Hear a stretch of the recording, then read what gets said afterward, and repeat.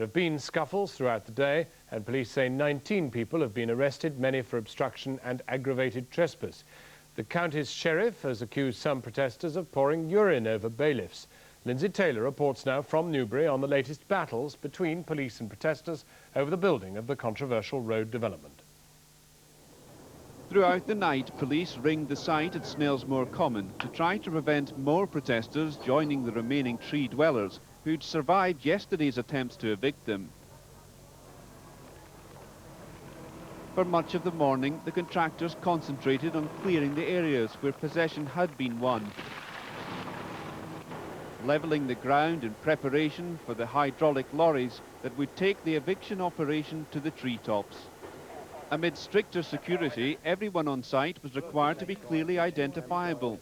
Even so, it did not prevent what appeared to be ingenious attempts by protesters to slip through the cordon. Yeah, we have that Asian bloke who's a suspected protester trying to get in, over. Despite his security jacket, police didn't believe this man's story and he was led away for questioning. As the hydraulic lifts, known as cherry pickers, approached the site, delayed by a traffic accident, some protesters tried to disrupt their arrival. Eventually, the eviction operation got underway to shouts of abuse from protesters kept at a distance. At times, the scene almost surreal. Hell be unto thee, O good living tree, made by the Creator! The first tree dweller was captured almost without a struggle. But others used some fancy footwork to avoid the long arm of the law. The sheriff's officers had tins emptied over them. Egged on by the crowd, some put up stiff, sometimes witty resistance. "We'll fight them in the beaches," shouted one.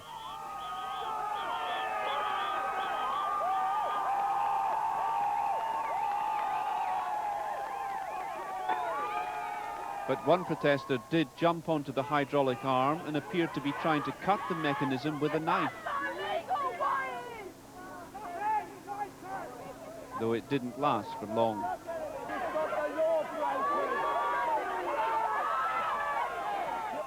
Another took the protest right to the top, but was overpowered.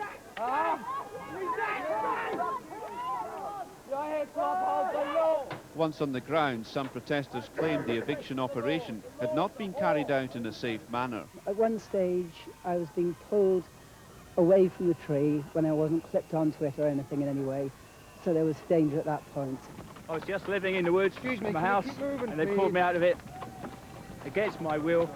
I had no reason. But the under-sheriff in charge of the operation denied his officers had been heavy-handed and condemned the protesters' behaviour. I think it's a disgrace. I really think it's a disgrace for people like that. And I think anybody who associates themselves with people who behave like that also ought to be ashamed of themselves. Could you describe for us what was inflicted on your officers? Well, you see that knives were pulled at them, people poured vomit all over them, people poured urine all over them. It is just disgraceful and disgusting behaviour. Finally, the tree dwellings went the way of their recent occupants.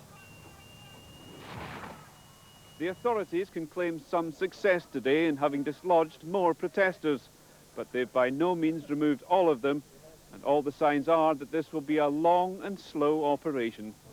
And tonight, protesters were allowed back on the site as work halted for the weekend. Trees are already becoming homes again, and there are more than 20 others.